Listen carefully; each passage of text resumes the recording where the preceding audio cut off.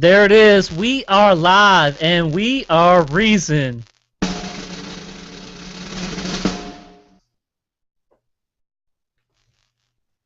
Welcome back to another episode of the Secular Roundtable Podcast. You believe religion is the cesspool of human ignorance. Are you fucking kidding me? Go back in your little corner, pray like 10 more times, and come back when you're ready to be rational. As I said, we are Reason, religiously educated atheists, secularists, and other non-theists, aka the Secular Roundtable. Don't forget to check out everybody in here. We have a very special guest tonight, the Belligerent Atheist. Woo! Woo!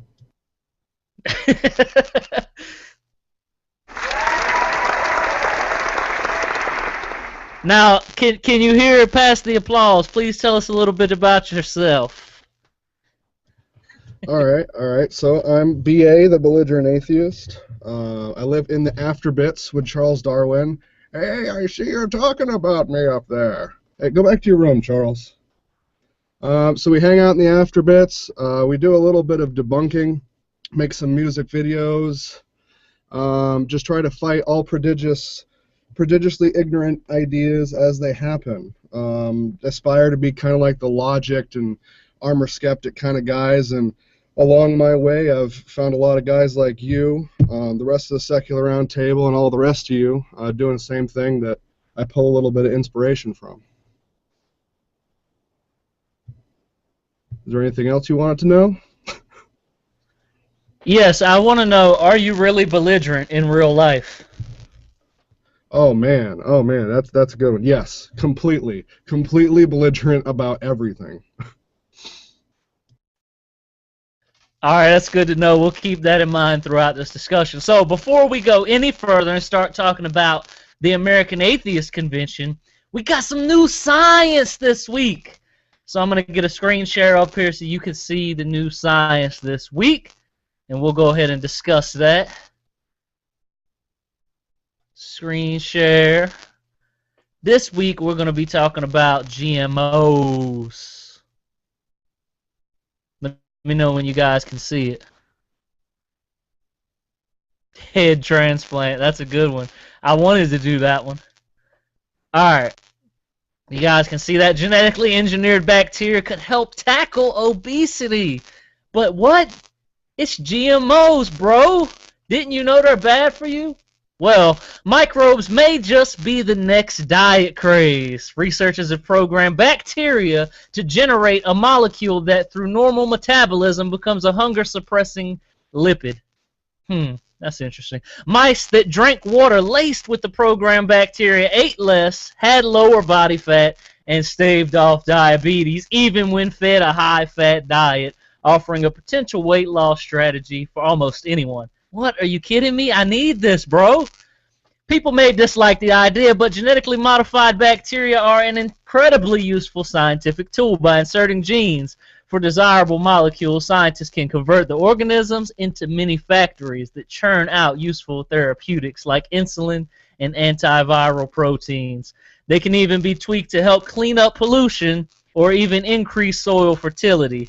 And now scientists may have found yet another use for engineered microbes, and arguably one of the most important ones in my opinion, because I need to get down to single-digit body fat percentage, okay? So anyway, these scientists from Vanderbilt University have programmed a common gut bacterium to produce molecules that have been previously shown to reduce food intake. After administering these microbes to mice on this high-fat diet, as I mentioned, they all ate less and had a lower body fat, and it didn't matter like how much fatty foods they were feeding these mice. It just seemed to be like the magic diet pill that we've all been searching for. And basically, the only thing that is concerning them at this point is how they're going to be able to test these on someone without it affecting anyone else. So some of the worries that they had is that, you know, maybe these people who are using these microbes may shit, and then that shit's going to go into the environment, and then these microbes may, you know, get into someone who has like diabetes or something like that, or a disease where they really have to have a certain sugar intake or something like that.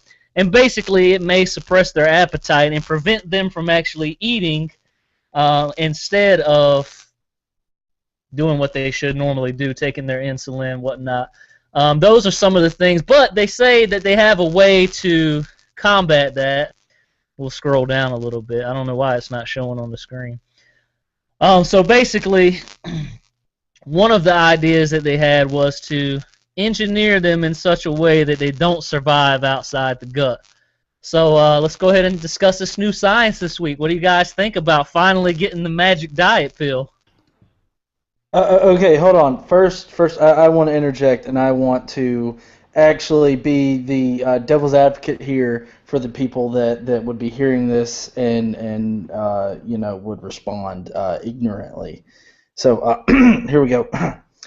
You mean to tell me you want to put bacteria in my body so that it can produce lipids? What is a lipid?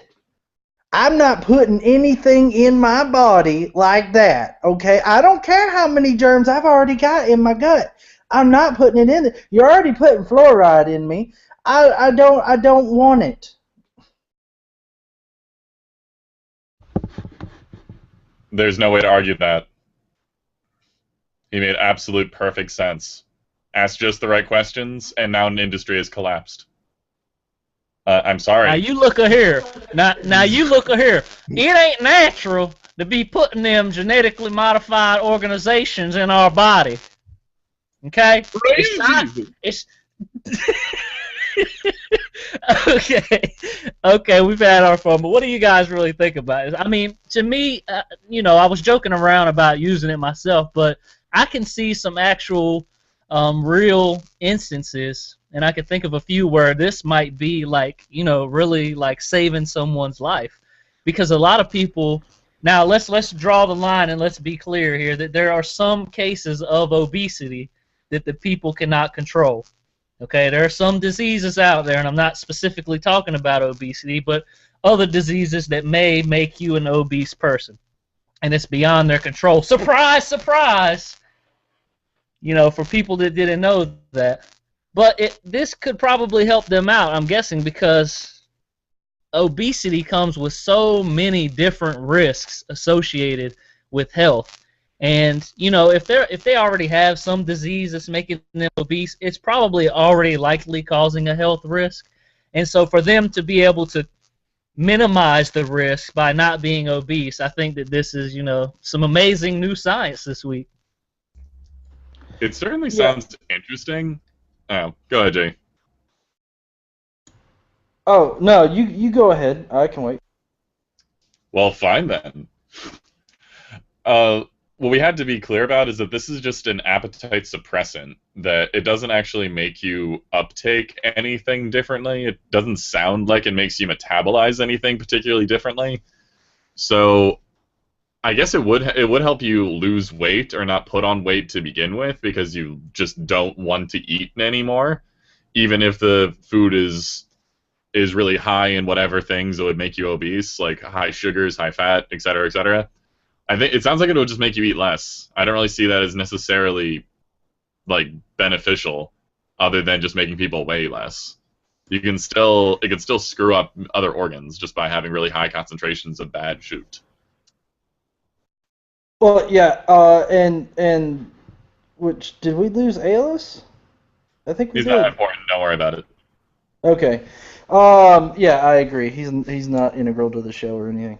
But speaking from a position of somebody that has actually had some hunger reducing medication prescribed to him in the past to help jumpstart the weight loss process, and with me having diabetes as well, I see this as very beneficial. Because one of the big struggles, at least for diabetics, is hunger control. Like a lot of diabetics, the reason why they are diabetics is because they are overweight. But there could be other issues that compound it that really prevent them from doing it and from losing the weight. And so I know when I first got put on insulin, what it does is it really makes you retain a lot of fat, and I wasn't told that. So like I used to weigh 250 pounds, but after I got put on insulin, like I gained 100 pounds in about 6 months. Because I wasn't warned about the what insulin can do to you if you don't properly change your diet like when you first get put on it. And so I've been really struggling to get my weight down. So like if I had something like this that could be used on a more persistent basis, that would allow me to control my hunger and then get myself down to where I didn't need them anymore or didn't need the medication anymore. That would be really great for diabetics because even if you're a diabetic that doesn't really work out a lot or doesn't exercise a lot, if you just add small things to your day, like taking the stairs instead of the elevator or parking farther away, all of these things burn calories, and if you're taking in less calories while using more calories, you're eventually naturally going to lose weight. So to me, this just seems like if it's done in the correct way, it could be a very big help to those that are already suffering from obesity related illnesses, as well as diabetes, because diabetes isn't only obesity related. Sometimes it's triggered by obesity, but a lot of times it's just genetic, like you're genetically predispositioned to it. And so so that's pretty much just my thoughts on it in general.